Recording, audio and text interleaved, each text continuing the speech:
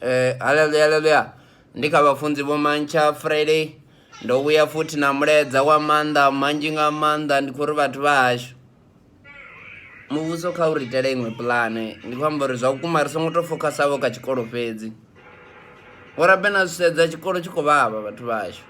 Tshikolo tshi khou vhavha ende ndi kale tshikolo tshi tshi vhavha mamuna ḓo mbudza u bva kale kale. Ende a ri mangali vhathu vhanzhi vha tshi drop out na musi vho no swika yunivesithi. Tshikolo tshi a vhavha man. Ni a ḓivha uri yunivesithi ra tshi nga tou tama uri u phasiwe na musi ri songo ita tshithu ngo tou ri vha ri khou dzula hanefha dzi reseni ri vha ri khou dzula gai. He muna dzi vha dzi khou vhuya mamuna dzi vha dzi khou vhuyesa. Ndi khou ri vhathu vhashu a hu na vho muṅwe muthu ane a vha na connection kana a nga tou amba vho na muphuresidennde kana na muṅwe muthu vho a nga tou ri thusavho. Khombo ri khamusi hu itiwe vho iṅwe puḽane ri tou aluwa vho ri tshi tou ḓivha uri ri ḓo shuma mini mama. Ngori habe zwi a fana ri khou sokou ya tshikoloni ri khou ya tshikoloni ri khou shuma na zwithu zwine a ri vhuyi ra zwi kona. Ri khou tou zwi dzhenelavho ngo tou ndi nḓala.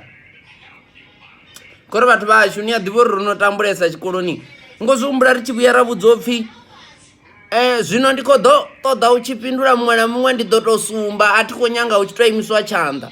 Ni songo imisa tshanḓa ndi ḓo tou sumba. Ḓo mbudzaho vhathu vhashu a ri ngo tambula vho bva kale vho na vhanna vhashu.